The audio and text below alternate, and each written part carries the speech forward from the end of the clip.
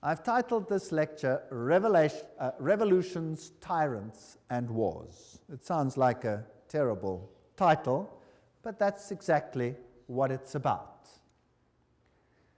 I saw a woman sit upon a scarlet-colored beast full of names of blasphemy. Revelation 17, verse 3. Here is this church controlling this scarlet-colored beast. Revelation 13, verse 4 says, and they worshipped the dragon, unknowingly, of course, which gave power unto the beast, and they worshipped the beast, which has been defined as that power which ruled for 1,260 years, then received a mortal wound, and will rule again at the end of time. And we have identified it, basically, as Catholicism. And they worshipped the beast, saying, who is like unto the beast, who is able to make war with him? Yeah, they're all bowing down to this strange beast, the kings of the world and the high people of this planet. They pay homage to it. They worship it through their obedience and by giving them the power of the state to deal with any issue. Here is an interesting quote from Popery, Puseyism, and Jesuitism.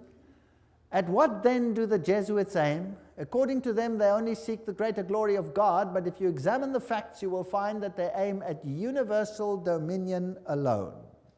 You see, Rome had lost universal dominion, and the Protestant Reformation had been a major problem in this issue, a major problem. They have rendered themselves indispensable to the Pope, who without them could not exist, because Catholicism is identified with them. They have rendered them themselves indispensable to governors and hold revolutions in their hands. And in this way, either under one name or another, it is they who rule the world. You see, the papacy has crowned itself ruler of the entire world. The Pope is the ruler of the entire world. That's the Holy Roman Empire spread over the entire planet. Well, if we have a look at a century of revolutions starting from 1750 to 1850, we'll see the American Revolution in 1776, and we can ask the presidents that then ruled, who do they think were responsible for this revolution? Then there's the French Revolution, 1789, the Spanish Revolution, 1823, the Polish Revolution, 1831, the German and the Italian Revolution, 1848. By 1917, you had the Russian Revolution, and then basically it was time for war, 1914 to 1918, which made the Russian Revolution, by the way, possible, and World War II, 1939 to 1945. That's a lot of conflict on this planet. How much blood did not flow on this planet as a consequence of these revolutions? And why? Because one power wanted absolute control. And the Bible says the dragon gave it its power so that everybody should be subject to that power and to none other. Well, let's have a look at a brief chronology here. In 1717, we're dealing with this time period of terrible, terrible conflagration on this planet. The Masonic Grand Lodge of England was founded.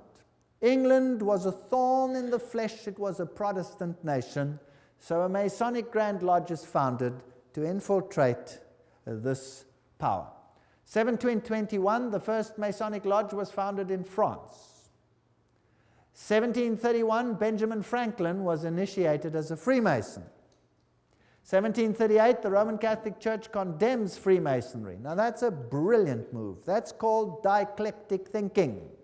You create an organization, you ban it, your insiders belong to the organization, but the outsiders see that you have distantiated yourself. It can't be your fault. You see how clever that is? Whereas at the Vatican, all the lodges remained and all the cardinals were members, but not the Goyim.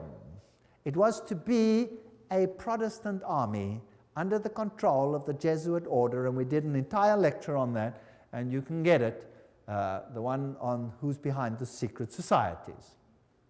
By 1758, Sir Francis Dashwood founded the Hellfire Club. Benjamin Franklin visits England to discuss the future of American colonies with Dashwood. 1768, foundation of the rite of strict observance. That's the 33-degree level of Freemasonry by Baron von Hunt, based on the Templar tradition. So that's an interesting point. And then Frederick of Prussia, Frederick the Great, I don't know what was so great about him, but nevertheless, founded the Order of the Architects of Africa and uses the title Illuminati to describe his neo-Masonic lodges. So that's just a brief history as we're going along. 1770, Benjamin Franklin was elected Grand Master of the Nine Sister Lodge in Paris. 1771, Grand Orient Masonry was founded in France. 1776, Order of the Perfectibilists, or Illuminati, was founded. Notice they call themselves perfect. The American Revolution starts. So by 1776, they had put everything in place. 1778, Peter I founded the Secret Circle. 1785, Grand Masonic Congress allegedly plotted the French Revolution. The Illuminati was banned in Bavaria, or went underground there. 1789, French Revolution. 1784, Illuminist conspiracy to overthrow the Habsburg monarchs of the Holy Roman Empire. So the monarchies must go. The monarchies were often opposed to Jesuit rule, and they banned the Jesuits. Well, it was payback time. Nobody bans the power of the Roman Catholic Church. In 1816, John Adams wrote to President Jefferson, "Shall we not have a regular swarms of them here in as many disguises as only a king of the gypsies can assume, dressed as painters, publishers, writers, and schoolmasters? If ever there was a body of men who merited eternal damnation on earth and in hell, it is this society of Loyolas." They didn't mince words in those days, eh? Wow. That's the new Jesuits. There's the quote. Everything I say has got a quote. Now, many writers warned of this great conspiracy of the Jesuits. Samuel Morse, remember, the founder or the inventor of the Morse code, wrote, "The author undertakes to show that a conspiracy against the liberties of this republic, the United States, is now in full action. Under the direction of the wily Prince Metternich of Austria, who, knowing the impossibility of obliterating this troublesome example of a great free nation by force of arms, is attempting to accomplish his object through an agency, an army of Jesuits. The array of facts and arguments going to prove the existence of such a conspiracy will astonish any man who opens the book with the same incredulity as we did." So those are the people that the presidents believed were behind all these conspiracies. President Abraham Lincoln himself said the Protestants of both the North and the South would surely unite to exterminate the priests and the Jesuits, if they could learn how the priests, the nuns, the monks, which daily land on our shores under the pretext of preaching their religion, are nothing else but emissaries of the Pope, of Napoleon III, who was a high Freemason, of course, and other despots of Europe, to undermine our institutions, alienate the hearts of our people from our Constitution and our laws, destroy our schools, and prepare a reign of anarchy, here as they have done in Ireland, in Mexico, and in Spain, and wherever there are any people who want to be free." That's quite a statement. 50 years in the Church of Rome, the priest Father Chenike wrote, he used to be a Catholic and then became a Protestant, "This war would never have been possible without the sinister influence of the Jesuits. We owe it to popery that we now see our land reddened with the blood of her noblest sons." Abraham Lincoln, 1865, 16th President of the United States. Lincoln's private letters, they were burnt by his son Robert, restated by Charles Chenike, who was the personal confidant of the President. In a letter dated 22 January 1870, Mazzini wrote to Pike. Now, Albert Pike is this high Mason who wrote the manual, if you like, of Scottish Freemasonry. He said the following: We must allow all of the federations to continue just as they are. It must appear as things are as they were in the beginning, with their systems, their central authorities, and diverse modes of correspondence between high grades of the same right, organized as they are at present, but we must create a super right, which will remain unknown, to which we will call those Masons of high degree, whom we shall select. With regard to our brothers in Masonry, these men must be pledged to the strictest secrecy. Through this supreme right, we will govern all Freemasonry, which will become the one international center, the more powerful because its direction will be unknown. Now, Albert Pike wrote a letter to Mancini, and that was dated August 15, 1871, in which he propagated that there should be a world order, a one order where all nations are under the control of one central organization. And in order to achieve this, they planned, and there are numerous quotes for this, so I've put a number on the screen because some will say, I don't trust this, I don't trust that, I don't trust the other. Here are references down there, there are references up there, there will be references in other slides, so it comes from different sources. He said, and this was, by the way, on display in the British Museum, and could be seen there until it was taken away. The First World War, to overthrow the power of the Tsars in Russia, protector of orthodoxy, and bring about an atheistic communistic state. Did that happen? Yes. Now that was written long before this event. Long before this event. This was written in 1871. This war broke out in 1914. The Second World War, that's also written long before the event, to originate between Great Britain and Germany, to strengthen communism as antithesis to the Judeo-Christian culture, and bring about a Zionist state in Israel. Did it achieve this objective? Yes. In fact, after this war, Israel, in its present form, was reinstated under the protection of Britain. And then, interestingly enough, a Third World War, a Middle Eastern war involving Judaism and Islam and spreading internationally. That's fascinating. Is that on the cards, or what do you think? Certainly sounds like we are on track. Well, here's another quote, just in case people don't like that quote. Mancini with Pike developed a plan for 3 world wars so that eventually every nation would be willing to surrender its national sovereignty to a world government. The first war was to end the Tsarist regime in Russia, the second to allow the Soviet Union to control Europe, the Third World War was to be in the Middle East between Muslim and Jews and would result in Armageddon. Interesting.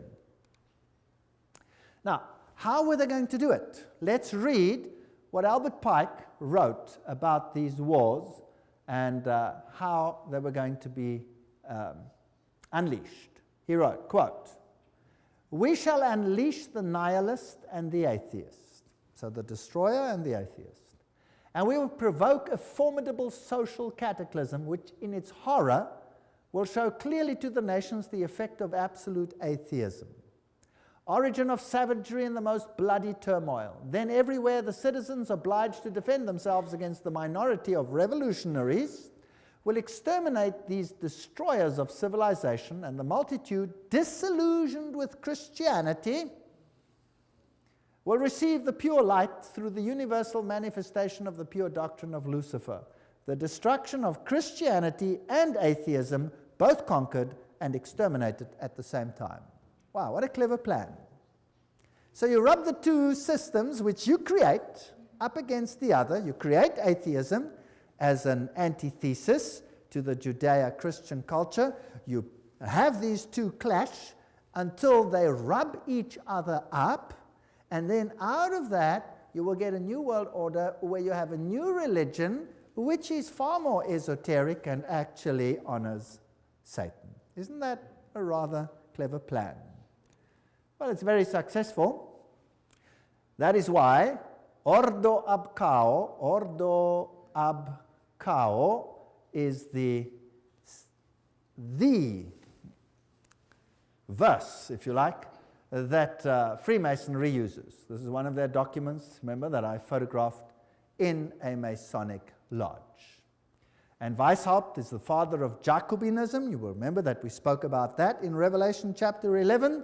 And Jacobinism was the power that propagated the French Revolution. And we did this in Revelation chapter 11, where the Bastille was stormed, liberty leading, the goddess of reason was enthroned instead of Christianity. So Christianity was removed and another reign began. The monarchy was deposed, and Louis and his wife lost their heads, the beheading of Marie Antoinette, and that put an end to that monarchy. Then Robespierre, he headed the Jacobin clubs, and a reign of terror commenced, which in its bloodshed and its violence rivals anything that we have seen to date. The great philosopher, if you like, of the French Revolution was Voltaire. Now you can look it up in any Encyclopedia Britannica. They will tell you who Voltaire was. He was a Jesuit. They will say, of course, he was a renegade Jesuit that left the Roman Catholic Church to write against it. No, no, no. He was just playing the role perfectly, because they were setting up an antithesis. Do you remember the promise that a Jesuit makes? That I will take either side and do it perfectly, as long as in the end the Mother Church wins? Well, to hold the pen is to be at war. The social contract, man is born free and everywhere is in chains. One man thinks himself the master of others, but remains more of a slave than they are. That's true. But what if you created the slavery in order to create the misery, in order to create the revolution? Isn't that possible? So the philosophers come together and they write a new constitution for this planet called Human Rights. The Declaration of Human Rights, 1798. Declaration, Human Rights. You have the all-seeing eye of Lucifer. You have the serpent with a tail in the mouth, the life-giving serpent, the eternal serpent. And you have this funny little Jacobin hat over there on the end of the spear. If you look at the whole thing over there.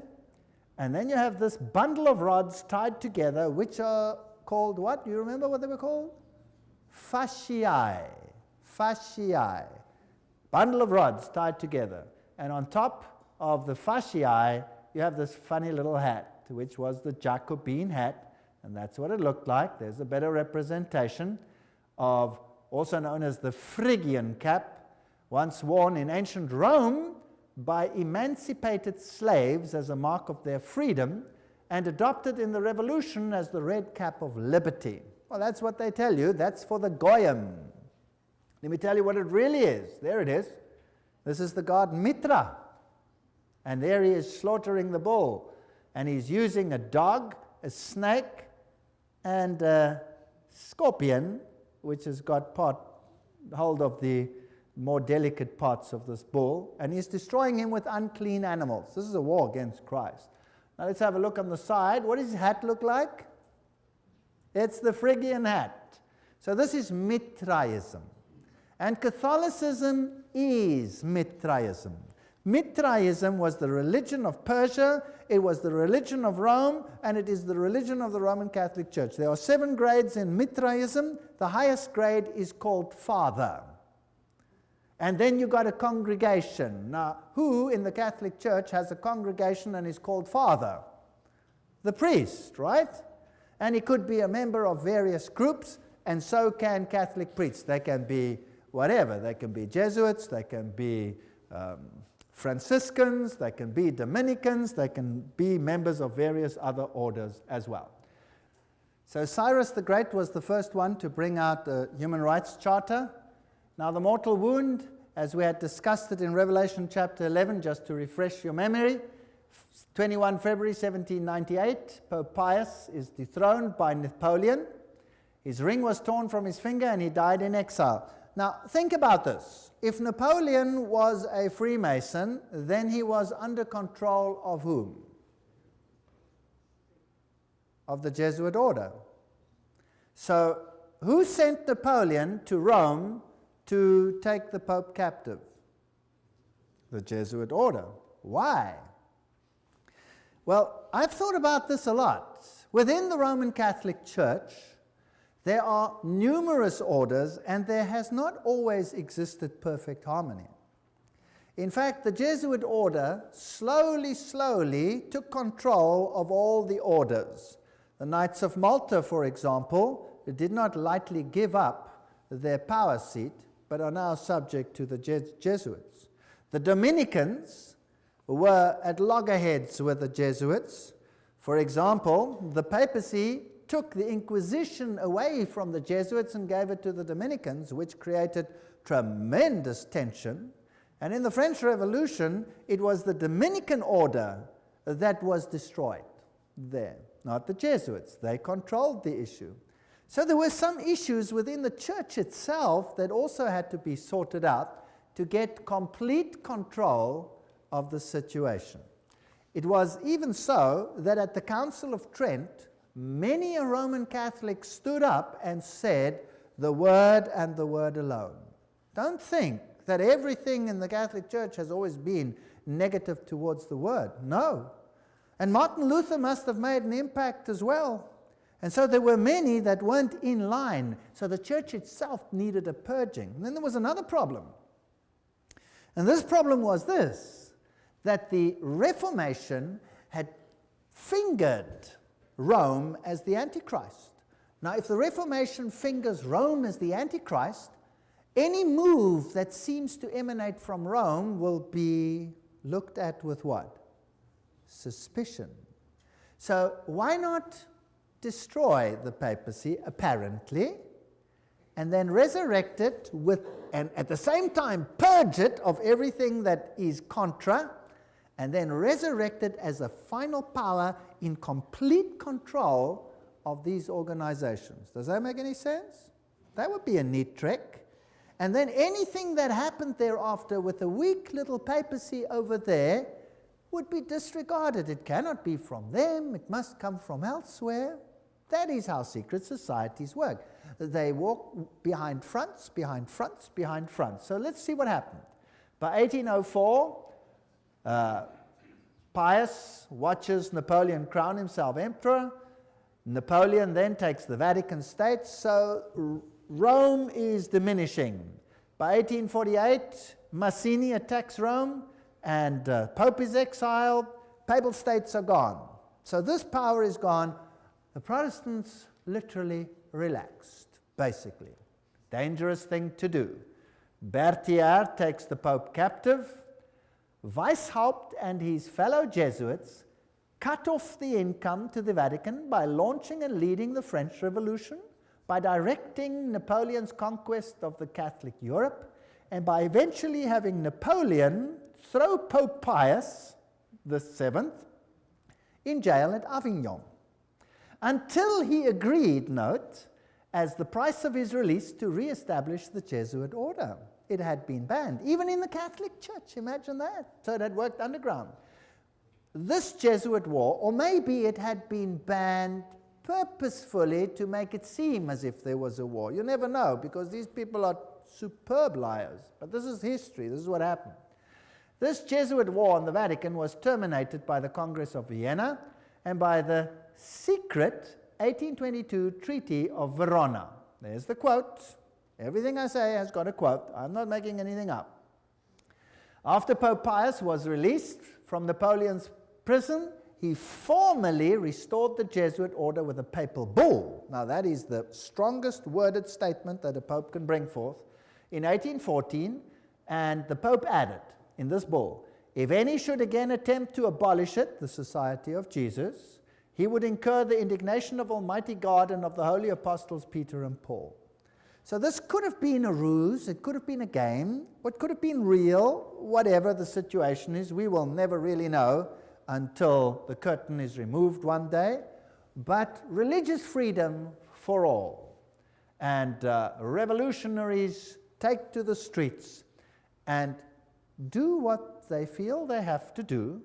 Joseph Bonaparte, here he is, 1768, 1844, King of Spain, and he was Grand Master, Grand Orient in France. So here you have all the Masonic connections. This comes from the Masonic book, Masonic sources. Napoleon, himself a high Freemason, is now waging war in the whole of Europe, cleaning up the monarchies, and then he has a war with England. Now, who controls England by this stage? The Freemasons. So we have a Battle of Waterloo, and these are the generals that fought on the two sides. Michel Ney and E. von Grouchy, they are on the side of Napoleon. High Freemason, Napoleon, High Freemason. On the other side, you have General Blücher. Those who are German will know a statement that goes, "Ran wie Blücher an der Katzbach," which means, General Blücher at the river Katzbach, he gave Napoleon blazes. High Freemason. And G. von Schnarrenhorst, High Freemason. They were all Freemasons. So this war, was it really a war, or was it a planned war? Now, who are the orchestrators of the First World War? Well, there he is, Kaiser Wilhelm I. What has he got on? This comes from a Masonic book. He's got his Masonic apron on. He's a High Freemason. That's what he was. Here is Kaiser Friedrich der Große. There he is, with his Freemason regalia from a Freemason book. They're proud that these kings were all Freemasons. So the whole war situation is being planned by Freemasons, who are being run by who? By the Jesuits. Now let's have a look at America quickly. Here is this grand building, the Capitol. There is the foundation stone, and it says, laid Masonically, September 17, 1932. Okay, so by that time, America was ruled by Freemasonry. Of course, the people are totally unaware. The institutions continue as before, but they are all being infiltrated. If you look at the architecture, the eagles, the symbolism, what you have is sun worship. You have Mithraism displayed here. The street plan of Washington is Masonic. You have the upside-down goat of Mendes in the street plan. Then you have the compass and the set square, and everything is in blocks of 13, and the Masonic temples are on the 13th Street, etc. The whole street plan of Washington is Masonically laid. So it's dedicated to Lucifer. Of course, the people are unaware of this. The White House is then built with this tremendous stela over there, the height of which is 555 feet. Not 666, that belongs to someone higher in Rome. This is 555. And isn't it interesting that 555 is the number that Hollywood uses? Have you ever heard when they say, what's the telephone number on any TV program or any one of those? Oh, it's 555, blah, blah, blah, blah, blah. Have you heard of that? It's dedicated to Hollywood. By the way, in Hollywood is the wood they use to make a witch's staff. So it's dedicated to Lucifer. It's witchcraft. But that's just besides the point. So here is the stela. Who laid these foundations? The Freemasons. So let's ask them what it means. Here is the Encyclopedia of Freemasonry. You're going to get a better source from that. Obelisks were originally erected in honor of the sun god. The connection comes from the Egyptian worship of the phallus. So there stands a male, whatever, in the White House. So we don't have to go. It's dedicated to Osiris and to Isis. And anyway, that is the structure over there. The military structure is a pentagon, which is the high center of the pentagram into which, for example, 13 witches would step in order, 12 around one, in order to propagate a curse. So this is also a witchcraft structure. So it's just a building, but it has certain connotations. Then France, the one that has this new philosophy for a new world, sends a gift to the United States, the Statue of Liberty. So let's ask UNESCO what it means. UNESCO says the 7 rays emanating from Mitra's halo, there's the god Mitra, symbolize the triumph of the forces over the forces of darkness. Now, you must understand that Lucifer says that Michael and his angels represent the forces of darkness, that Yahweh is the devil. Isn't that terrible? Do you remember that? We did that. And here, UNESCO tells us that the head of the Statue of Liberty is adorned with Mitra's 7 rays. The flame she holds is a sun symbol. So this is the torch of Lucifer. Because it doesn't matter whether Lucifer is male or female, he's androgenic in his story. Here is the foundation stone. At this site on August 5, 1884, the cornerstone of the pedestal of the Statue of Liberty, enlightening the world, that's illumination, was laid with ceremony by William so-and-so, Grand Master of Masons. And there's the Masonic sign. So the Statue of Liberty is Masonic. Everything will appear to be Masonic as we continue. Tex Mars writes, towering above the shimmering but polluted waters, she holds in her outstretched arm and her hand the torch of fire and light, a gift of the Masonic order. The modern inheritors of the Illuminati heritage of the Statue of Liberty was sculptured by Frederic Bartholdi, a member of the Masonic Lodge of Alsace-Lorraine in Paris, France. The statue is significant to the secret societies plotting the New World Order. There you go.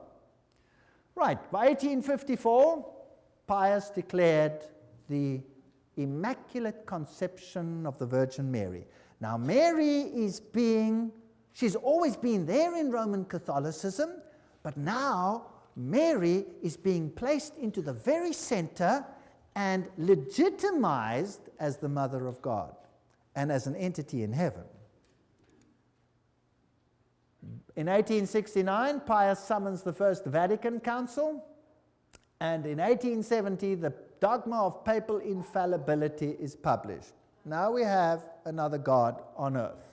And Ultramontanism triumphs. The Jesuits see to it that all power is concentrated in one man. What happens then? By 1917, the Russian Revolution. And you had this interesting Fatima message. There's a link with Islam there, but never mind, we'll come to that in the next lecture. Russia will be converted. The Holy Father will consecrate Russia to me. And then there was a vision of hell, and the third vision was that the present Pope would have an assassination attack, which happened.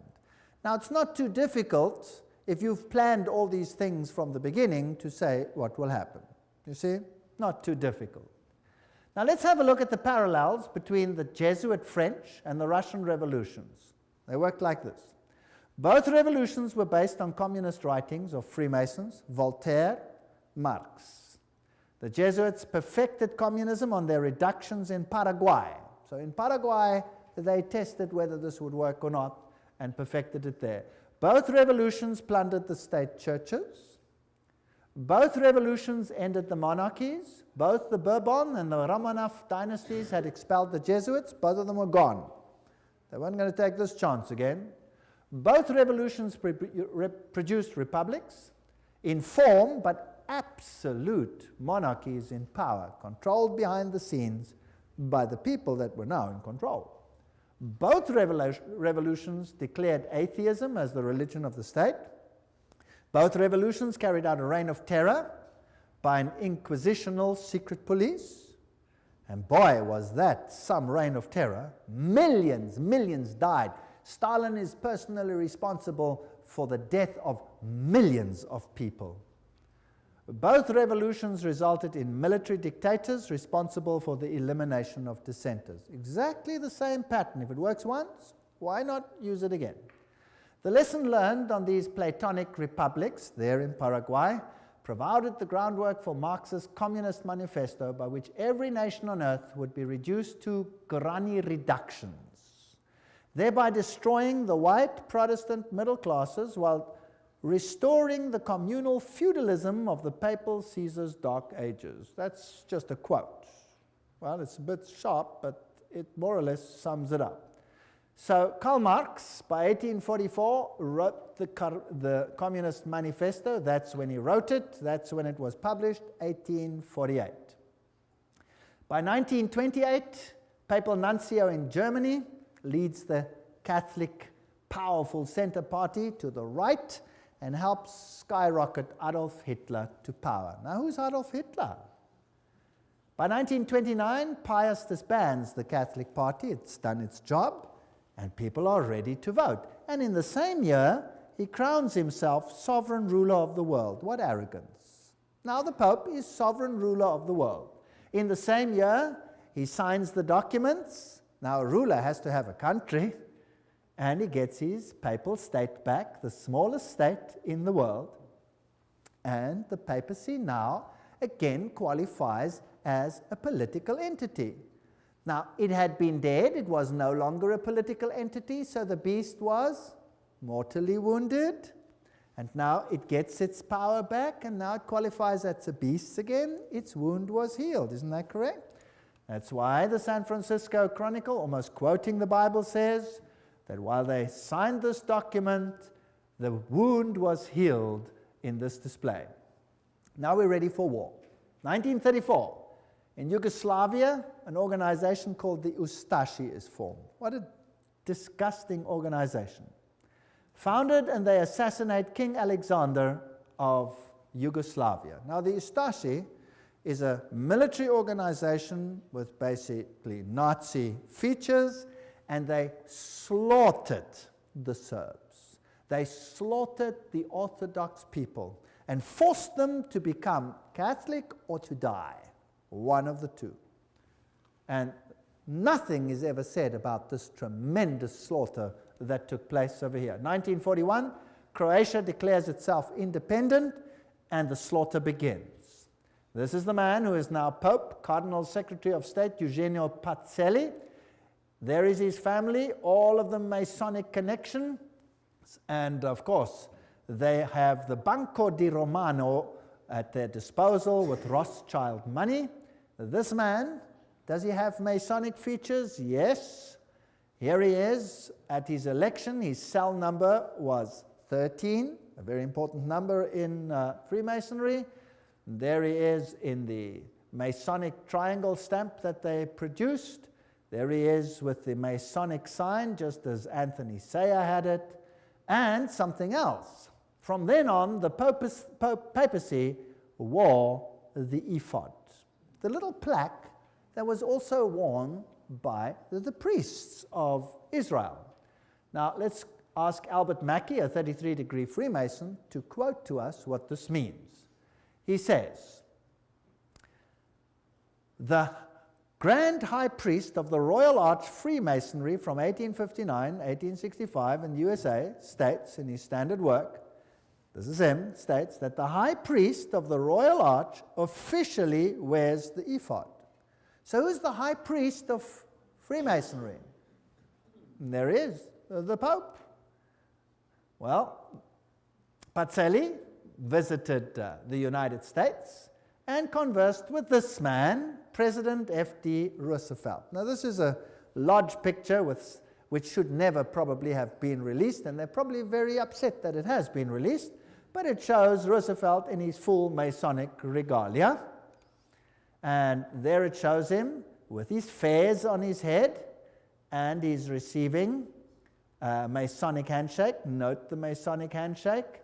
And interesting fez, we will come to that in the next lecture, what that all symbolizes, why they are wearing fezes. And he appoints Myron Taylor as special envoy to the Vatican. Now, let's have a look at the Freemason political leaders in the United States, and I'm just quoting from various sources and web pages. There will be different ones here, so you can check it out for yourself, to show you just who's control at the moment. We'll just run through them quickly and see what degrees they are. Bill Clinton, 33 degree. Newt Gingrich, 33 degree. Bob Dole, 33 degree. Jack Kemp, 33 degree. Storm Thurmond, 33 degree. Colin Powell, 33 degree. Jesse Helms, 33 degree. Barry Goldwater, 33 degree. Al Gore, probably 33 degree. Then another one over here, another one, James Monroe, Andrew Johnson, James Garfield, McKinley, Roosevelt, of course, William Taft, Franklin Roosevelt, Harding, Lyndon Johnson, Gerald Ford, Ronald Reagan, George Bush, all of them, Yitzhak Rabin, Yasser Arafat, Prince Philip, Duke of Kent, many others. Here's another source. Saddam Hussein, that's interesting, we'll have to come to him, 33 degree Freemason.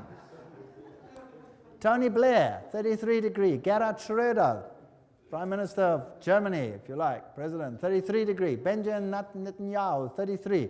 Yasser Arafat, 33 degree. Ronald Reagan, Gorbachev, Helmut Kohl, Shimon Peres. Helmut Kohl is also a committee of 300. Francois Mitterrand, 33, was Grand Orient Lodge, of course. Yitzhak Rabin, Willy Brandt, all of these old ones were Freemasons. Some more. Joseph Stalin, he was Illuminati. He was a member of the Grand Orient Lodge. Leon Trotsky, Grand Orient Lodge. Kissinger is a member committee of 300. J. Edgar Hoover, 33. Cecil John Rhodes, Aleister Crowley. Walt Disney was a 33-degree Freemason. Olive Palm, Al Gore, Tony Blair, Joseph Mengele. That's interesting. That's the mass murderer of the Nazis. He was Illuminati. Robert McNamara. You name it, they're all there. Billy Graham. Oops, sorry, let's move on. Colonel John Glenn, Buzz Aldrin. Everyone who's ever been up in space has to be a Freemason of the highest degrees. Edgar Mitchell, all the way through, Francis Bacon, Lord David Owen, all the negotiators, Richard Halbrook. I'm just running through some of them. Alan Greensprang, Peter Wallenberger, Queen Elizabeth is the queen of the Bilderbergers. Prince Philip, Queen Beatrix, she's the committee of 300. Prince Bernard of the Netherlands, committee of 300. And so we go on and on and on and on. Ted Kennedy, Rockefeller, David Rockefeller, Teng Hui, Baron von Rothschild. Hillary Clinton is 6 grand dame. She's a very high Freemason. Albert Pike, of course, you know, Bertrand Russell, Otto von Habsburg, Weishaupt, all the way back. Here is Edgar Hoover. President Dwight D. Eisenhower there honors him with the 33 Grand Cross at the special White House ceremony. They're not ashamed of any of this. Here are just about all the presidents of the United States in the presidential gallery of the lodge. I photographed this myself. I went into the lodge, I went into the presidential gallery, I photographed each one of these. And then, me? Not me. Anyway, there they all are as Freemasons. If we look at the American dollar, some very interesting things happened under the time of Roosevelt. There is this symbol on the dollar, there's that symbol. We haven't got time for all of this. In God we trust, one. If you look at this symbol over here, it says Annuit Cuptus Novus Ordo Seclorum. If you intercalate the hexagram, then you'll have this A-S-N-O-M, which is a scrambling of Mason, Mason. If you go to the other side, it points to objects, and it then reads Arlto, you have Arlington. There's too much there to talk about, and many interesting things. If you go to the 1 and you go to the half moon, there's a little structure over there. Can you see it? It's a micro dot. You'll have to get a magnifying glass and look at it under a magnifying glass, and you'll see it's a little owl. A little owl. Owl in a half moon. And this over here you'll see is a spider's web. There's a lot of symbolism over here. Now if you go to the ancient coins, you'll see that the deities were associated with the owl, and you will see that when we went to the Bohemian Grove, what did they worship there? The great owl of Bohemia, and you saw the presidents of the United States bow down to the owl of Bohemia. Quite a scary business. Now, looking at this symbol, you have the all-seeing eye of Lucifer. It is not yet on the base of the triangle. When it is placed on, he will have his kingdom. But that is Lucifer, annuit coptus, he God, novus ordo seclorum, new order of the ages. There are 13 levels over there. The bottom one is the date of the founding of the independence of the United States, but it is also the founding of the Illuminati. You have the spider's web, symbol of the new age. You have over here the band, the ribbon of Lucifer. You will see it over here in this Roman Catholic Church, where you have Anubis, the phoenix, symbol of Jupiter, the god Jupiter, and the skull and crossbones, and there you have the ribbon. You see it? Associated with Jupiter. That's on the flame.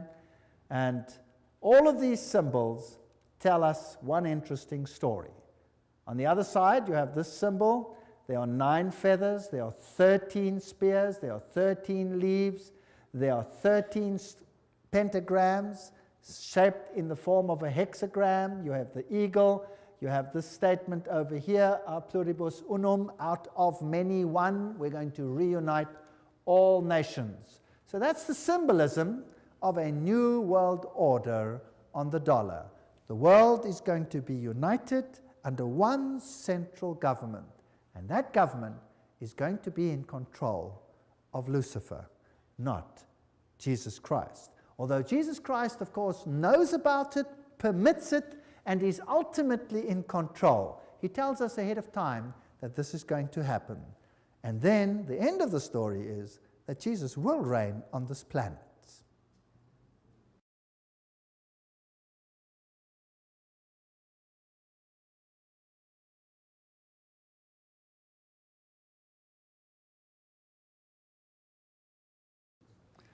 In the previous section, we were looking at the symbolism on the US dollar, and we saw how all of this symbolism is Masonic and appeared on the dollar note after the time of Roosevelt.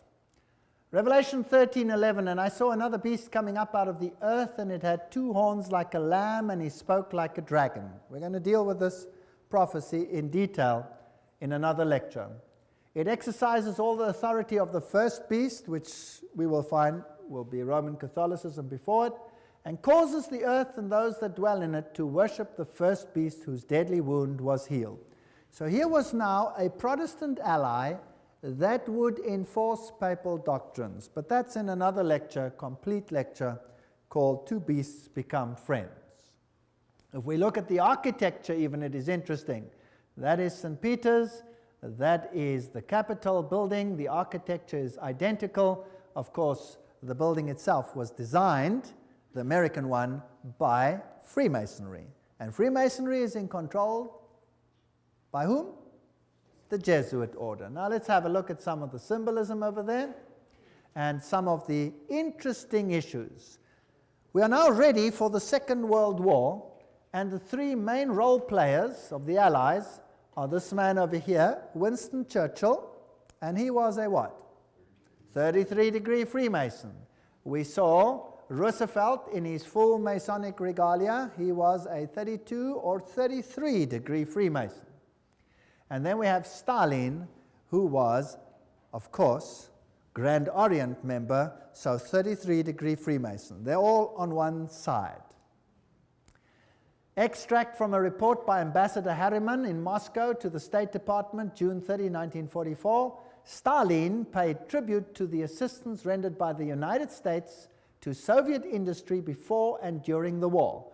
He said that about 2/3 of all the large industrial enterprises in the Soviet Union had been built with United States help or technical assistance.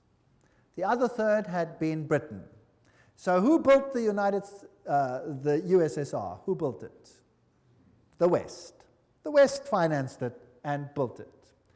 Here you can see Winston Churchill in his Druid Masonic Lodge with all his Druid fellows around him. So these are genuine facts. This isn't just conjecture. Do you remember Pearl Harbor? Well, fortunately, the 50 years of Secrecy Act are past, and so now we know for a fact, because this has been revealed, that they knew that Pearl Harbor was going to be attacked. Is that correct? And they chose not to do anything about it. Why? Because they needed an incident to start a war. The American Constitution was not going to permit them to enter a war. They needed an incident, and they created it. In fact, that is mass murder of their own people. Is that correct? Because they knew about it. This is public knowledge. It's in the news. The 50 years secrecy is up. Nobody can deny it anymore. It's a fact. So America, once before, has killed thousands of its own people to allow something to become possible that wasn't possible before. Once done successfully, do you think I could do it again? I wonder. What about the other side? Hitler. Hitler said, I learned much from the order of the Jesuits. Until now, there has never been anything more grandiose on earth than the hierarchical system of the Catholic Church. I transferred much of this organization into my own party. The SS was constituted according to the Jesuit principles. Himmler, head of the SS, was closely associated with the Jesuits through his father and brother. Hitler said of him, "I can see Himmler as our Ignatius of Loyola." And Joseph Goebbels was also a trained Jesuit. So, the two sides, who controls them both? The same parties. This is called thesis, antithesis. Goebbels, Himmler, these people were Jesuits. They were fascists. Adolf Hitler, fascist, using the symbolism of the sun god, the Maltese cross, the symbols of the sun god. Here he is with Hindenburg himself, of course, a Freemason. This thing is all entirely planned.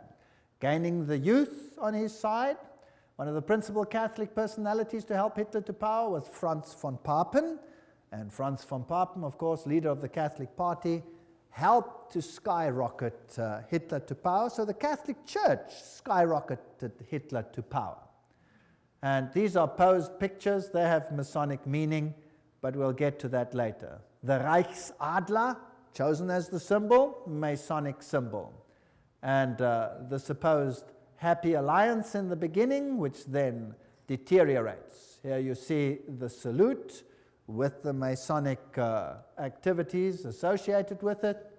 Here he is together with the church leaders, and here you can see the cardinals giving the Heil Hitler salute. So the church was very much involved with the Nazi movement. There is a bunch of cardinals giving the Heil Hitler salute. The Pope and the Führer, you will recall that even to this day there is tremendous anger about Pope Pius having now been declared on his way to sainthood because of his connection with the Nazi movement. Well, here is the new Reichsbischof Ludwig Müller, the Protestant one, who greets Adolf Hitler with a nice handshake. The previous one, the previous Protestant bishop, no longer lived because Adolf Hitler had him executed. So this one must have been a puppet on the religious side. So the Catholics and the Protestants next to each other. Now understand the war. Let's think about the war. Who is the problem in terms of the Roman Catholic Church? Firstly, the Orthodox Church in the East had been a problem. The First World War sorted that out. The Tsar had been removed, and the Orthodox Church had been subjected, as were all the churches, to make it look right, by atheistic communism. But the leaders of communism were all Catholics. In fact, I have traveled in many of those countries, and the old people all told me, now we understand why the leaders of the communist regimes, why they all attended the Catholic Church. Why, if they were all atheists, were they such good Catholics? Well, this mighty army is built up, but Germany is divided. The north of Germany, and particularly the east of Germany, is all Protestant. They're Lutherans. And they are skeptical of the papacy. Whereas the south of Germany is all Catholic. In the Orthodox countries, like the entire USSR, you have the Orthodox Church controlling the mindset of the people. Now, since the takeover of communism, that has been reduced or subjected, and the Orthodox Church has been subject to the state. Now comes this mighty war. The symbols being carried here are the symbols of Lucifer. They're also used in theosophy. There you can see them. There's the swastika, the all-seeing serpent. And Adolf Hitler himself was a tremendous occultist. Of course, as a Jesuit insider, he would be. But of course, his outer garb of religion was Catholicism. You'll find the same swastika on the foot of Buddha.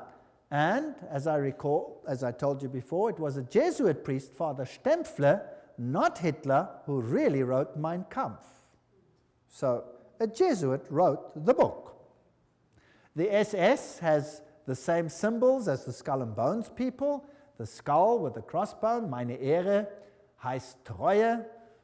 My honor means Treue, to be loyal, loyalty. The SS had been organized by Himmler according to the principle of the Jesuit order and became basically the new, if you like, Inquisition. And anybody who did not obey the system was destroyed. Now we read much in the literature about 6 million Jews who were destroyed. But we read nothing about 2.5 million of the most brilliant people in Germany, all the professors, all the intelligent, highly educated Germans who were killed by Adolf Hitler. You see, thinking people cannot be tolerated in such a regime. Downgrade the mindset. We must have serfs and elite, Goyen, catechumens, cattle, and then the super illuminists. How irritating. Remember that the Jesuit magazine, Civilta Catholica, house organ of the Jesuits, says quite frankly, fascism is the regime that corresponds most closely to the concept of the Church of Rome. Fascism is fascinating, excuse the pun. Fascism has one central leader. You see, Pope eventually, one central leader, total control over the people, yet the people believe that they are free because they are getting everything that they require. Unlike communism, they may have property rights, but the property rights are qualified, and I'll come to that in a later lecture in case you are duped into that. Now here are these fasciae. Let's have a look at them. The bundle of rod accompanied by an axe or a spear, which symbolized power over life and death, carried by the Roman official as symbol of authority. Under the Republican conflict or praetor, starting on an expedition, he took his vows on the Capitoline Hill, where the Vatican sits today. This is very symbolic. He acclaimed imperator, in other words, leader by his troops. He decked his fasci with a laurel, and on his return deposited the wreath upon the Capitoline Hill. Everything leads to Rome. Fascinating story. So where you find the fasciae, you must know that Rome is behind it. Fascist regimes use the fasciae. So fasciae can look like that with an axe, or the axe can go through, or it can be a spear like it was in the French Revolution. These are fasciae. Now where do we find the fasciae? Well, in 1888, campaign poster of incumbent President Grover Cleveland, Benjamin Harrison defeated them, but later he won. Cleveland was re-elected to a non-consecutive term. There his eagle is standing on 2 fasciae. See it? Fascism, hidden in the United States. Do you know the United States should be as far as the East is from the West from fascism, isn't it?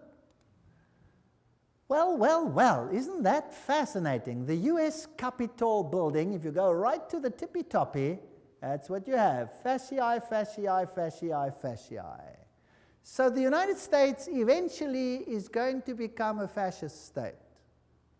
Nobody would have believed that 50 years, 100 years ago, 10 years ago, maybe not even 5 years ago. Today, what does it look like? Is there mighty state control over every single one, just like in the times of the SS? If you move, is there a new law coming out which will watch the people of the state? Yes or no? Yes, Patriot Bill, have you heard of that? All kinds of interesting laws coming out. Now, what type of government is that? Interesting. There it is. Did you know that the fasciae here, fasciae behind the rostrum podium of the House of Representatives in Washington, D.C. Note the back of the chair resembles a golden axe. There it is, the axe and the fasciae. So they knew this all along. They're just waiting for the opportunity, biding their time. Ancient Roman coins with a fasciae. Here is a fasciae on the back of a dime in America with a flame there. Fasciae on a US dollar. And presidents sitting next to fasciae is Washington. Even Abraham Lincoln sat on a fasciae chair. Here's the insignia of the National Guard. It has fasciae. There are fasciae and the Statue of Liberty. Let's read what Anthony Sutton, remember this man who wrote about Skull and Bones, educated at the University of London, Gottingen, California, research fellow, Hoover Institute. This is an important man. Let's see what he has to say. How the order creates war and revolution. Talking now about Skull and Bones, which is the Illuminati, which is the Jesuits behind the scenes, as we have seen. Operational history of the order can only be understood within the framework of Hegelian dialectic process. Hegel, the great man who said, always create two directions, thesis, antithesis, rub them up against the other. Who cares how many people die in the process? Then you have synthesis. Then you get what you actually want. From this axiom, it follows that controlled conflict can create a predetermined history. For example, when the Trilateral Commission decided managed conflict, etc., we read this quote before, so I'll just skip it. The synthesis, that's which comes together, sought by the establishment is called the New World Order. Without controlled conflict, this New World Order will not come about. Random individual action of persons in society would not lead to this synthesis. It's artificial. Therefore, it has to be created. So you hear about a war here and a war there and a revolution here and a revolution there. Revolutions have to be financed. You never hear where the money comes from to finance them. Who finances the revolutions? Who runs them? You see? So you have Nazis against Soviet Unions, North Korea, North Vietnam, ad nauseum against the United States. The conflict built profits while pushing the world ever closer to a one-world government. Now, isn't it logical that that's what Satan wants? He wants a one-world government. So in Hegelian philosophy, the conflict of political right and political left, or thesis and antithesis in Hegelian terms, is essential to forward movement of history and historical change itself. Have you noticed that every country has a left party and a right party? Have you heard about that? And your country has it too, otherwise there would be no point to vote, right? Two of them. Now, let's have a look how this is worked. President Woodrow Wilson made this statement. This is now a president speaking. Some of the biggest men in the United States in the fields of commerce and manufacturing know that there is a power so organized, so subtle, so complete, so pervasive that they had better not speak above their breath when they speak in condemnation of it. Aha, so here is a power that controls things. Karl Marx in Das Kapital posed capitalism as thesis and communism as antithesis. Now you'll have Jesuits clamoring for capitalism and you'll have Jesuits clamoring for communism. The clash of opposites must, in the Hegelian system, bring about a society neither capitalist nor communist. That's synthesis. Moreover, in the Hegelian scheme of events, this new synthesis will reflect the concept of the state as God and the individually as totally subordinate to an all-powerful state. If you don't do what the state says, sizzle fits. That's what Adolf Hitler practiced. 2.5 million Germans, sizzle fits, gone. What then is the function of Parliament? Now take note, I'm not saying this, I'm reading it. I get criticized for this statement. You cannot believe. Please don't criticize me. Write to these people. I'm just quoting. What then is the function of a parliament, a congress, for Hegelians? These institutions are merely to allow individuals to feel that their opinions have some value and to allow a government to take advantage of whatever wisdom the peasant may accidentally demonstrate. All right? Now let's see how Hegel puts it himself. This is now the great philosopher Hegel, where the politicians bow down to him. He says, by virtue of this participation, subjective liberty and conceit with their general opinion, individuals, can show themselves palpably efficacious and enjoy the satisfaction of feeling themselves to count for something. In other words, we're just idiots. So if you vote, who are you voting for? I'll tell you who you're voting for. I always say this. They vote for the devil in pink or the devil in blue. The vote makes no difference. It's a joke. Politics is a joke. War, the organized conflict of nations for Hegelianism, is only the visible outcome of the clash between ideas. As John Dewey, the Hegelian darling of modern education system, puts it, he's in control of the whole New World education. War is the most effective preacher of the vanity of all merely finite interests. It put an end to the selfish egoism of the individual, by which he would claim his life and his property as his own or as his family's. Did you get that? Now, surely Rome doesn't think like that. Oh, I'll show you papal bulls which will make your hair stand on end. New ones. Compare this to the spirit and letter of the Constitution of the United States, which says absolutely the opposite. All right? So for these elitists, the state is supreme, and a self-appointed elite running the state acts indeed as God on earth. The rest are catechumens, cattle, goyim. College textbooks present war and revolution as more or less accidental results of conflict, but they're never in Western textbooks will you find the evidence that revolutions need finance, and the source of the finance, in many cases, traces back to Wall Street.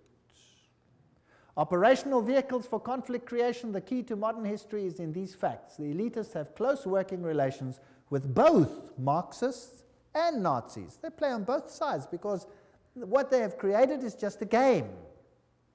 In this memorandum, we will present the concept that world history, certainly since 1970, reflects deliberately created conflict with the objective of bringing about a synthesis, a new world order. So let's have a look how it worked. Here's the order. The thesis is Marxist Russia, Second World War now. The antithesis, Nazi Germany. Who financed them? Who financed the Russians? Guarantee Trust Company. Who financed the Nazis? Guarantee Trust Company. And then you have Harriman, formerly of Harriman and Company, etc., etc. Same people over here. Harriman, Nazi interests. Same people finance both sides. Then you have the Bolshevik Revolution, 1917 and 1933, Hitler's ascension to power, conflict between the two, tremendous profit, and the result, post-World War II, United Nations as the first step to a new world order. There you have it. Beautifully. Financed by the same sides. By 1948, the atomic race. By 1950, Mary receives pilgrim status. 1950, Francis Matthew calls for nuclear war with Russia, and they start arguing between the two of them. Notice how many were killed by Stalin. Among the 1,766,188 victims up to the beginning of 1922, figures obtained from the Soviet documents, nearly 5,000 were priests, teachers, nuns, etc. of the Greek church. As soon as the persecution extended to the millions of Lutheran, Reformed, Baptist, Methodist, and especially Mennonite Christians, the circulation of the Bible is not only strictly forbidden, but punishable by exile. So that's what Stalin did. Stalin killed millions. We hear of 6 million Jews. Well, think in terms of 30, 40, 50 million people when you think of Stalin, the greatest mass murderer this world has ever seen. And Foster Dulles, President Kennedy, what is the story there? Well, here is Kennedy, and he's married to this young lady, Jacqueline Kennedy, and they are setting up the United States for a tremendous conflict in the end, and every president has to play the game. Eventually, this president dies, and this one takes over, Lyndon Johnson. But did you know something interesting? A president has to swear on the Bible when he takes over. Did you know that Lyndon Johnson refused to swear on the Bible? What did he swear on? Lyndon Johnson is sworn in as president by Judge Sarah D. Hughes. Just an hour after the assassination, Judge Hughes brought a small Bible for the swearing-in ceremony, but it was substituted for a Roman missal, mass book, that was found on the plane. So he swears on a Roman missal. He refused to swear on the Bible. Doesn't that tell you something? Isn't that interesting? I find that very interesting. Now, why did that president have to go? He was a Roman Catholic, after all. Is it possible that not all Roman Catholics are so easily duped? Here's the motorcade as it travels along. Here you have Mrs. Kennedy helps the Secret Service agent, Clint Hill, climb into the car at the back when the president was shot. And here are the roses she received. Very interesting. Here is Dallas, 11/22. On November 22, 1963, John Fitzgerald Kennedy, 35th President of the United States, visited Dallas. That's interesting. Also the number 11 over there. That's the building. Here's the building from which he was apparently assassinated, from that window, so they say. There it is, a little bit larger. And here's the plaque where they have written what happened over here. On November 22, the building gained the national notoriety when Lee Harvey Oswald, and somebody did the trouble to underline allegedly, shot and killed President John F. Kennedy. And most people don't believe that Lee Harvey Oswald shot the president.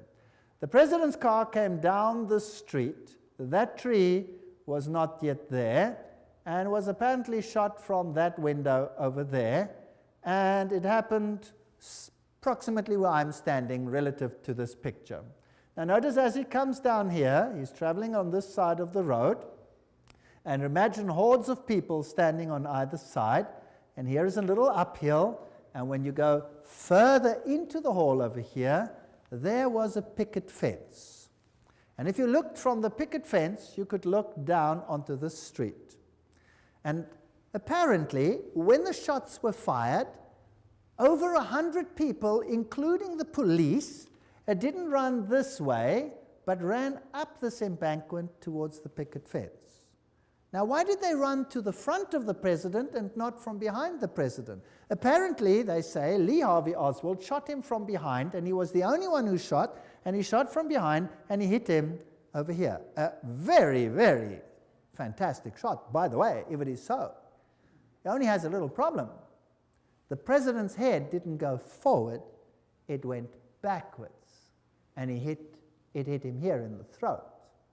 And there was a small entry wound in the front and a huge one in the back. So from where was he hit? From the front or from the back? He was hit from the front. Not only that, there were shots from other places along the side, and there was an intercalation which all hit the president. There is even evidence that the driver himself, who happened to be left-handed, rotated and shot the president himself with a pistol as well. He had multiple shots. Of the witnesses that ran towards the picket fence, over 100 of them, almost all of them, except for one or two ladies who were ridiculed, were assassinated themselves. Is that not strange? Wouldn't you think that was strange if all the witnesses died strangely? Well, this is one of the biggest cover-ups that probably ever occurred. Here's the picket fence. And when you're looking there, that's how it was. Someone behind the picket fence would shoot. And this would be the view from the picket fence. I'm now pretending to be there. I took these pictures myself. And the cross would be there. So he would shoot the president at this short distance and hit him from the side front. Now, it's interesting that the president's head jerked to his back and to his left. Bah, like that. That means that he must have been shot from the front side, right? Isn't that logical? All right, now, am I saying this, or is this public knowledge? This is public knowledge. And yet it is denied by government because they have one culprit, Lee Harvey Oswald. There's the place where he died, straight shot from the picket fence. Now, let's have a look how J.F. Kennedy died. And let's look at the television production of this issue, and then you make your own opinion. If we can have the sound on.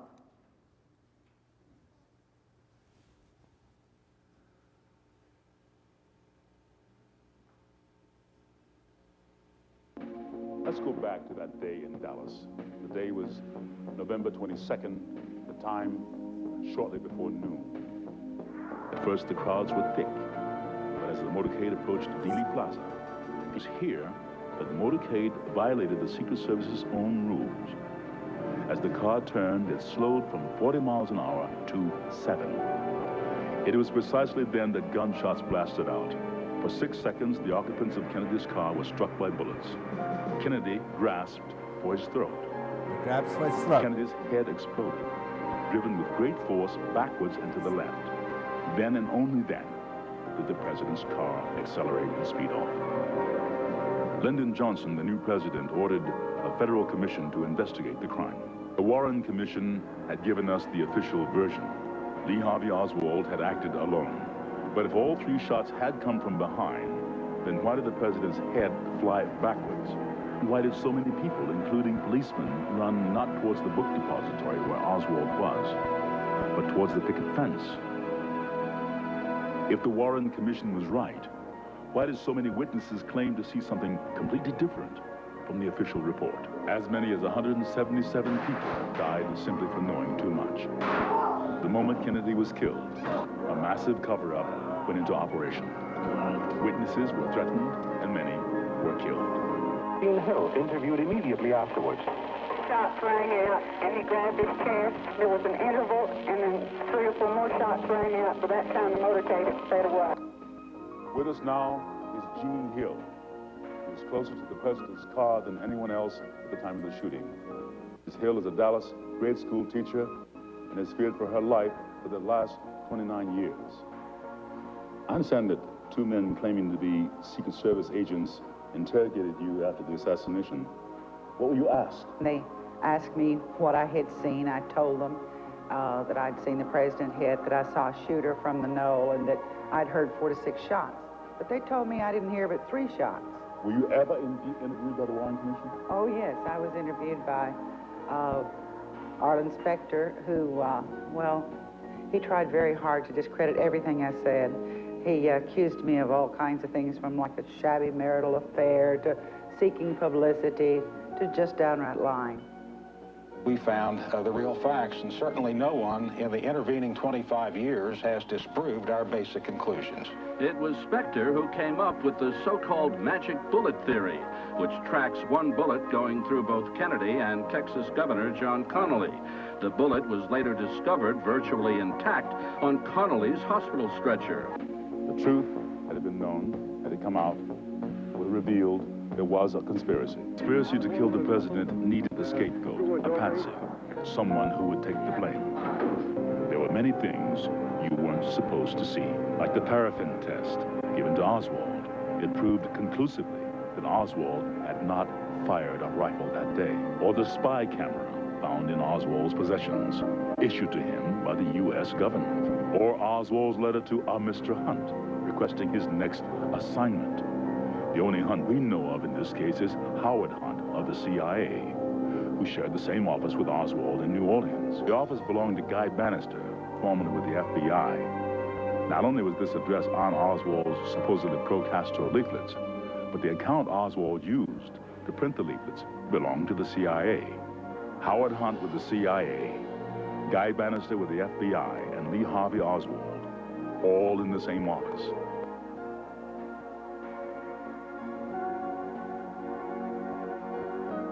Kennedy's motorcade was arranged to make 2 turns, taking him directly into a triangulation. The first shot came from the picket fence. It hit Kennedy in the throat. The second shot came from the Dow Tex building, next to the book depository. It entered Kennedy's back. The third shot came from the southwest corner of the book depository, 7th floor. It hit Connally. The fourth shot came from the Dow Tex.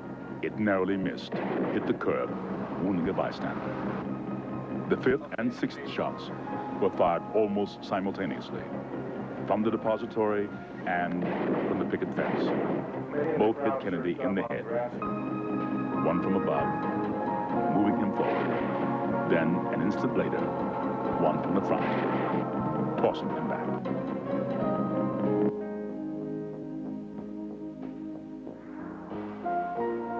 Here you see the passenger in the front turning back, looking at the president. Instead of jumping back to assist him, he turns forward. The driver's now rotating. The weapon comes into view, and he fires. You'll see this repeatedly in these sequences. Kennedy's been shot in the throat. He's leaning to his left. The driver now begins to rotate. His left arm comes over his right shoulder, and he fires now. Again, you see the driver rotate. You see the weapon come into view. He's rotating again. The weapon is in view. He fires. You can clearly see his head turning and his arm and the weapon extending into view over his right shoulder. One of the first activities of William Greer after the presidential limousine arrived at Parkland Hospital was to attain a bucket and a sponge and water and begin to wash the blood and brains off of the presidential limousine. There's a new theory about the assassination of John F. Kennedy. A government scientist says police audio tapes provide new evidence of a second gunman. If it could be proved that the sound on the tape was a gunshot and that, in fact, it came from the grassy knoll, then it would provide some evidence that there was a second gunman in addition to Lee Harvey Oswald. But so far, few who agree with the conclusion made by Thomas. Hello? Yes, Rick. Go ahead, please. Yes, I'd like to know why it's taken so long for this information and the truth to be exposed. First place, it hasn't been exposed yet, and I don't think it ever will be. Secrecy in government is designed for one purpose and one purpose only. Not to keep the enemy or the opposition from knowing what's going on, but to keep the American people from knowing what is going on. And all the evidence that exists, or might have existed, that would implicate the government in Kennedy's assassination, you can be sure that evidence is now destroyed. So even if everything is released now, the chances of solving the Kennedy assassination and attaching the blame to the guilty parties is almost impossible.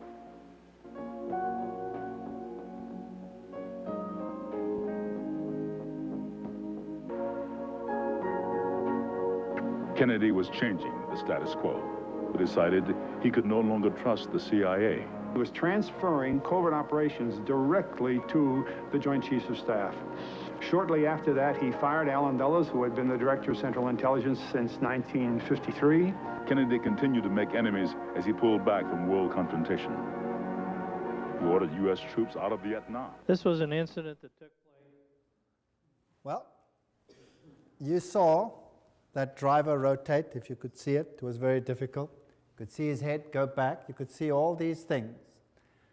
Vatican Assassin says, but after the failure of the Bay of Pigs invasion, President Kennedy changed due to his betrayal by the Jesuit Council of Foreign Relations in the person of McGeorge Bundy. He sought to break the CIA into 1,000 pieces. Now, the CIA would be like the SS. Why break that? Then he called for a return to America's currency to the gold standard. That was a major problem that would stop the Federal Reserve. And another thing that he said, I will separate church and state. I think that was a big mistake that he made in the eyes of the Jesuits. Remember that Loyola said, finally let all with such artfulness gain the ascendant over princes, noblemen, and magistrates of every place, that they may be ready at our beck even to sacrifice their nearest relations and most intimate friends when we say it is for our interest and advantage. That's fascinating. We know, of course, that Jacqueline Kennedy was raised in a Jesuit convent, but let's leave it there. One of Nixon's main speechwriters during 3 whole years was Jesuit father, the Reverend John McLaughlin, who wrote Nixon's speeches at a salary of $32,000 a year, which was a lot of money at that time.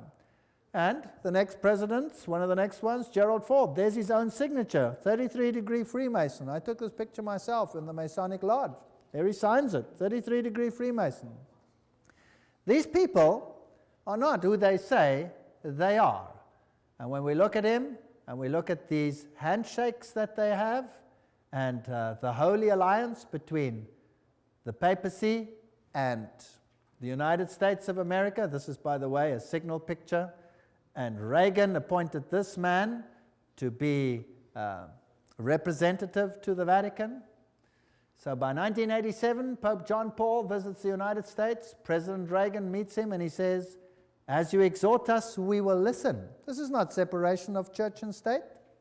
For with all our hearts we yearn to make this good land better still. The Pope is quoted as saying, I come as a friend of America and of all Americans, Catholics, Orthodox, Jews, all men of goodwill.